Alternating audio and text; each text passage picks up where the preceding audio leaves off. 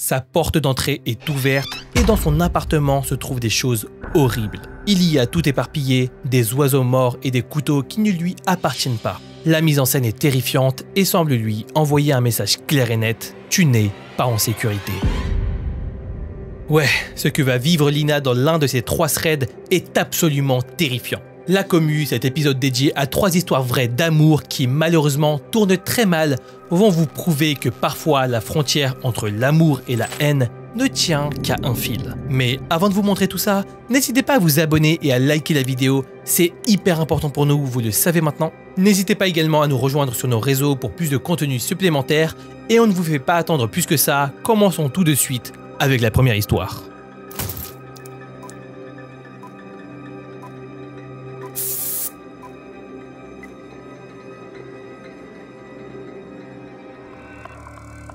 Pour cet épisode dédié aux relations amoureuses qui tournent mal, nous allons parler de Manon qui a vécu quelque chose d'absolument horrible. Elle a 20 ans et un jour, alors qu'elle est tranquillement en train de chiller dans sa chambre, elle a une idée. Et si elle se créait un compte Tinder?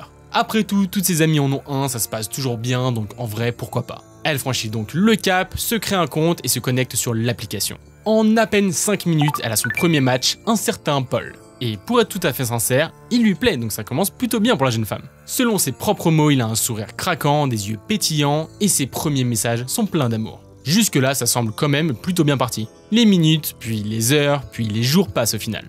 Ils parlent constamment, ils se sont même échangé leurs numéros, donc maintenant ils discutent sur WhatsApp. Ils échangent des anecdotes sur leur vie respective, parlent de leurs expériences, bref, vous l'aurez compris, ils vont vite vouloir se rencontrer. Et justement, c'est lui qui brise la glace et qui lui propose de se rencontrer dans la vraie vie. Pour ça, ils décident de se voir pour un dîner. Un petit resto italien, un classique mais efficace. Le jour J, Manon se prépare avec soin. Elle choisit une robe simple mais élégante, un maquillage léger et très vite se dirige vers le restaurant avec un mélange d'excitation et de nervosité. On vous le rappelle, c'est quand même la première fois qu'elle utilise l'application. Plus que ça, c'est même la première personne avec qui elle discute sur Tinder en fait. Finalement, la jeune femme arrive. Elle regarde autour d'elle, elle est un peu en avance du coup, elle s'attend à attendre justement, mais non. Paul est déjà là, l'attendant avec un sourire qui ferait fondre n'importe qui, encore une fois selon ses propres mots. Il s'installe à une petite table dans un coin intime du restaurant avec des bougies, ce qui donne une ambiance bien cosy. Et vous savez quoi, le dîner se passe à merveille. Paul est poli, drôle et vraiment à l'écoute. Ils discutent de tout et de rien, rigolent ensemble. Manon se sent rapidement à l'aise, comme si elle le connaissait depuis toujours. Après le repas, Paul propose de continuer la soirée chez lui pour un dernier verre et prolonger leur super conversation. Cette fois, Manon hésite un peu. Elle n'a vraiment pas l'habitude du tout de faire ça. En plus, elle ne le connaît pas si bien en vrai. Tous ses doutes, elle les a, mais ils sont très vite effacés dès que l'homme pose la main sur la sienne, en faisant le même sourire que celui qu'il avait fait quand elle l'a vu pour la première fois. À ce moment-là, elle pense sincèrement pouvoir lui faire confiance et accepte. Après quelques minutes de trajet en voiture, ils arrivent à l'appartement de Paul. Le lieu est super bien décoré, moderne, avec une vue de malade sur la ville. Tout a l'air parfait pour pouvoir se sentir bien, mais ce n'est pas le cas. Manon se sent bizarre dès qu'elle entre dans l'appartement. Et pour ne rien arranger, l'homme la suit et verrouille la porte d'entrée derrière lui. Le bruit du local la fait sursauter, mais elle relativise. En soi, tout le monde ferme sa porte d'entrée à clé, non? Dites-nous en commentaire si vous le faites vous. Bon, ce n'est sûrement rien, et donc Manon tente de relancer la conversation pour qu'elle s'arrête là où elle s'était arrêtée quand tout allait bien. Mais ça ne marche pas. Parce que là, Paul commence à reparler de ses anciennes petites amies. Et alors qu'on pourrait croire qu'il va parler de choses un peu drôles pour détendre l'ambiance, ce n'est pas du tout le cas. Il commence à raconter des choses un peu flippantes. Il commence même à insulter littéralement tous ses ex avec des noms d'oiseaux qu'on n'a pas envie de dire en vidéo. Il parle d'elles vraiment comme s'il les possédait et qu'elles n'ont pas été assez obéissantes pour lui, ça devient très étrange. Et alors qu'il continue de parler, il dit qu'une de ses ex a mystérieusement disparu. Manon sent son cœur s'emballer. Elle se dit que c'est certainement une blague, mais non, l'homme est très premier degré. Il lui montre même des articles, mais ce qui frappe Manon, c'est son manque de compassion. Au contraire, il semble même content et a presque l'air d'insinuer qu'il sait ce qui lui est arrivé. La peur commence à s'installer sérieusement, mais elle garde son calme. Elle ne se sent maintenant plus du tout en sécurité et elle ne pense qu'à une chose, sortir de cet appartement. Mais une chose est sûre, elle ne veut pas le faire paniquer. Paul devient de plus en plus étrange. Son regard change, devient plus intense, presque menaçant. Il commence à la menacer subtilement, laissant entendre qu'il pourrait lui faire du mal si l'envie lui prenait. L'atmosphère devient lourde, oppressante. Manon n'a maintenant plus de doute, sa vie est en danger. L'homme se rapproche d'elle, lui attrape le bras et là, comme un réflexe, Isabelle le sort de son emprise d'un geste sec. Paul ne sourit plus. Il la fixe avec un regard intense et lui dit qu'elle va vite devoir faire ce qu'il veut si elle ne veut pas qu'il s'énerve. Manon est terrorisée. Mais encore une fois, elle est assez lucide et elle fait semblant d'aller dans son sens. Elle lui dit qu'il n'y a aucun souci, mais qu'elle doit juste aller aux toilettes. Paul se détend un instant et attrape son téléphone pour scroller sur Instagram. Et c'est là, profitant de cet instant, que Manon se lève doucement, vu qu'elle est censée aller aux toilettes, alors qu'en fait, elle se dirige discrètement vers la porte d'entrée. Ses mains tremblent alors qu'elle décide de déverrouiller le loquet. Elle prie de toutes ses forces pour que Paul ne la remarque pas. Quand elle entend le clic du verrou, elle ouvre la porte en un éclair et se met à courir de toutes ses forces loin de cet endroit. Complètement en panique, elle n'a même pas le temps de se demander s'il la suit ou pas. Elle dévale les escaliers, sort de l'immeuble et continue de courir. Elle ne s'arrête que lorsqu'elle atteint un endroit sûr, à bout de souffle, le cœur battant à tout rompre. Bien entendu, tout de suite, elle appelle la police et leur raconte tout.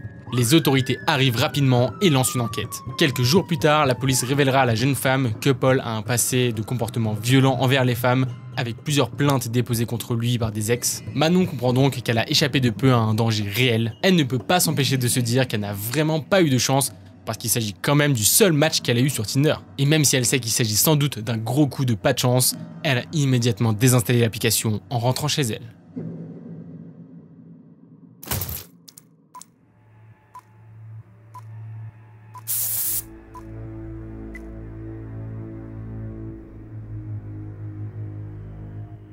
Pour ce récit, nous allons parler de Lina et de sa rencontre avec Marc lors d'une soirée entre amis. Les deux tourtereaux étant célibataires et ne se connaissant pas, vont se croiser du regard et tout de suite, la connexion est faite. Le feeling est là et la commu ici, pas besoin de prendre son temps, ils vont très vite, se voient et commencent à sortir ensemble. Et au début, comment vous dire, c'est littéralement le rêve. Marc est super attentionné, romantique, toujours là pour elle. Clairement, ils partagent des moments géniaux, des dîners aux chandelles, des promenades au clair de lune, bref, tout ce qu'on imagine dans une relation idéale. Mais voilà, après quelques mois, Lina commence à remarquer des comportements bizarres chez Marc. Il devient de plus en plus possessif, il veut absolument tout savoir, avec qui elle parle, où elle va, à quelle heure elle rentre. Et au début, elle se dit que c'est peut-être une preuve d'amour, mais ça devient vite étouffant et tout simplement toxique. Il lui envoie des dizaines de questions à ce propos par jour, exige des réponses immédiates et pète un câble si elle ne répond pas assez vite. Et à ce stade-là, ça fait que quelques semaines qu'ils sont ensemble, Lina commence sérieusement à flipper. Mais le problème, c'est que ça va bien empirer. Parce que oui, il ne va pas se contenter de lui demander plein de comptes à rendre, il va également commencer à la suivre. Marc apparaît dans des endroits où elle ne s'attend pas à le voir et bien entendu, à chaque fois, c'est le plus grand des hasards. Il se rend même chez ses amis sans être invité, juste pour surveiller Lina. Bref, vous l'aurez compris, elle sent son espace perso se rétrécir et la situation devient inacceptable. Carrément inquiète pour sa sécurité mentale et physique, Lina prend son courage à deux mains et décide de mettre fin à la relation.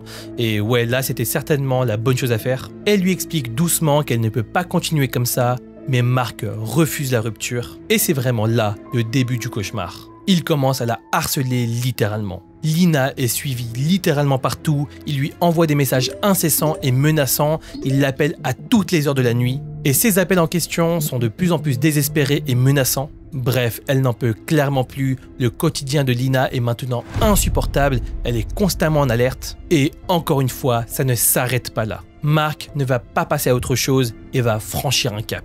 Un jour, Lina va au travail et sa journée se passe bien, même si, comme d'habitude, elle a la boule au ventre dès qu'elle reçoit un appel. Mais c'est quand elle rentre chez elle qu'elle découvre quelque chose d'atroce. Sa porte d'entrée est ouverte et dans son appartement se trouvent des choses horribles. Il y a tout éparpillé, des oiseaux morts et des couteaux qui ne lui appartiennent pas. La mise en scène est terrifiante et semble lui envoyer un message clair et net « Tu n'es pas en sécurité ». Et si vous, la commu, vous aviez un doute sur l'origine de tout ça, il va vite s'évaporer lorsque Lina va remarquer une lettre avec tout simplement écrit « Cadeau ». Clairement, elle est au bord du gouffre.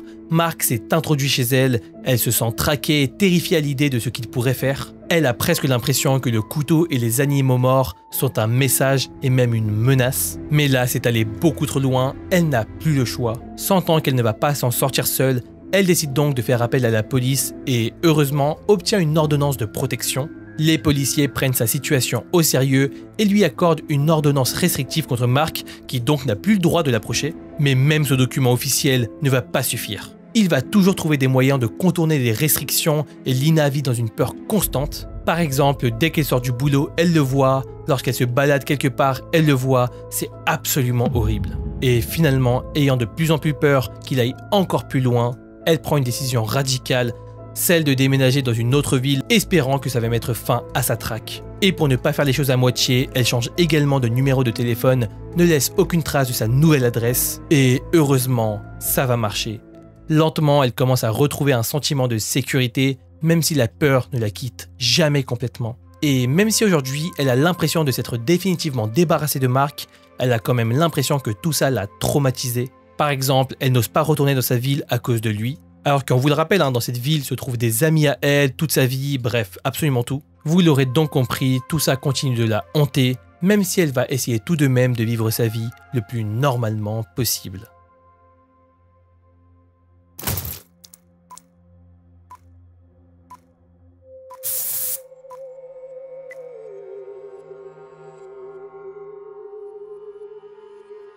Vous allez voir, cette histoire est très différente de celle qu'on vient de vous raconter, mais vous allez comprendre.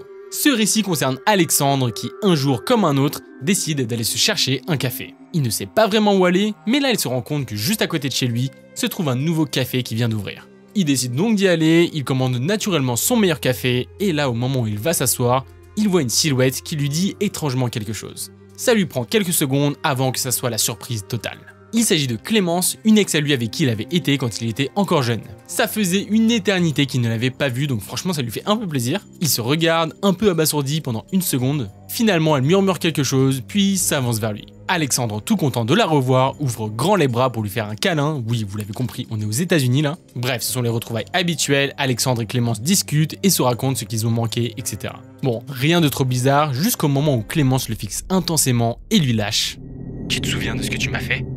Là, c'est un peu le choc. Alexandre est totalement pris de court, surtout parce que son regard s'est d'un coup assombri. La jeune femme est très premier degré et ne rigole plus du tout. En fait, il faut bien comprendre qu'ils ont rompu il y a déjà des années sans jamais avoir de gros problèmes. Ça s'était fini sans trop de grabuge et presque par intérêt mutuel, donc là tout de suite, il ne voit pas de quoi elle parle. Aucune dispute mémorable, pas de toxicité. Pour lui, ils étaient vraiment restés en bons termes, d'ailleurs pendant quelques temps, ils avaient même continué de se parler. Et là, l'ambiance change radicalement. Elle ne parle plus, le fixe intensément, presque comme si elle scrutait son âme. Alexandre commence à flipper sérieusement.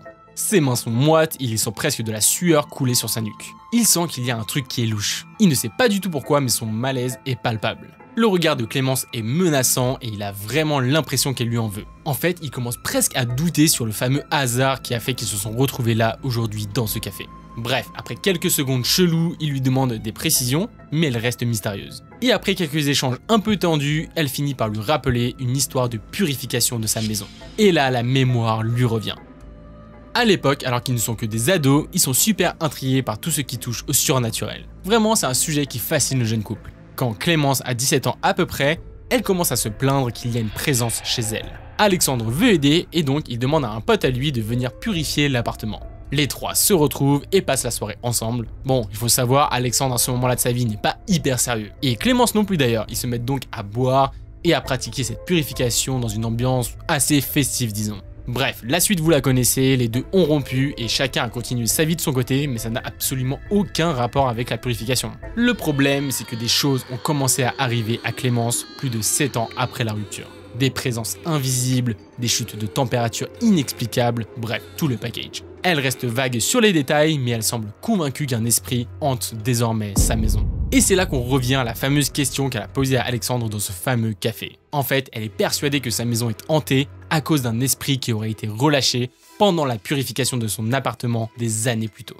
À ce moment-là, Alexandre est encore mal à l'aise. Il s'excuse assez rapidement, même si ça lui paraît complètement absurde. En fait, il lâche même un petit rire parce qu'il a l'impression que c'est une blague, mais non. En la regardant dans les yeux, il a presque l'impression que la jeune femme va lui sauter dessus tellement elle est en colère. L'ambiance est vraiment à l'opposé du moment où il s'était retrouvé 10 minutes plus tôt. En plus de ça, elle touche le couteau qui se trouve sur sa table avec la main, ce qui n'arrange absolument pas ce sentiment de malaise. Mais ça ne s'arrête pas là, son discours est aussi très décousu, il n'a pas de sens, des fois elle dit des choses qui sont bizarres. Alexandre a presque l'impression qu'elle a intégré une secte parce que son discours a vraiment l'air d'aller dans ce sens-là. Parfois elle dit « on » au lieu de « je » quand elle parle d'elle-même, comme si elle faisait partie d'un groupe secret, c'est hyper étrange. Bon, cette fois ça y est, Alexandre veut juste partir. La situation est beaucoup trop bizarre et donc il trouve une excuse bidon pour partir. Mais à ce moment-là, Clémence le serre dans ses bras et lui dit que si ça ne se termine pas, ils, avec un S, le retrouveront. Des frissons parcourent le corps d'Alexandre qui recule d'un coup en la regardant avec un air paniqué. Et sans même dire un mot, il se retourne et sort du café le plus rapidement possible. Il est à la limite de courir à ce moment-là. Ce qui dérange vraiment le jeune garçon, c'est sa différence de comportement entre le moment où ils se sont retrouvés et le moment où il est sorti du café. Même pour aller plus loin que ça, il n'arrive pas à comprendre la différence entre la Clémence qu'il a connue auparavant et celle qu'il a vue dans le café. En plus, ils avaient continué à se voir après la rupture. Elle avait même déjà gardé son chien pendant qu'il était en Angleterre. En tant que masseuse, elle l'avait soigné son dos pendant des mois. Elle lui avait présenté son nouveau copain et ils étaient sortis dîner ensemble à plusieurs reprises. Il n'y avait donc aucune raison pour qu'elle lui en veuille en vrai. Elle lui avait même proposé de l'aider à trouver un nouveau job à l'étranger. Donc ce n'était pas une blague pour se venger. Autrefois, elle avait la joie de vivre incarnée, toujours en train de rire et de plaisanter. Aujourd'hui, ses yeux sont éteints, sans expression, voire tristes même. Elle semble être une personne totalement différente et c'est ça qui glace vraiment le sang d'Alexandre, qui maintenant espère ne plus jamais la croiser. Ok la commu, dites-nous ce que vous avez pensé de tout ça. Est-ce que vous pensez que cette fameuse Clémence a tout simplement déraillé? Ou alors a-t-elle réellement vécu quelque chose de paranormal? À vous de nous le dire. Parce que oui, on attend vos avis en commentaire, ça serait hyper intéressant de pouvoir en discuter avec vous, et vous le savez, on répond à absolument tout le monde. Nous en tout cas, c'est fini pour nous ce soir, et si vous avez apprécié, surtout n'hésitez pas à liker la vidéo et à vous abonner.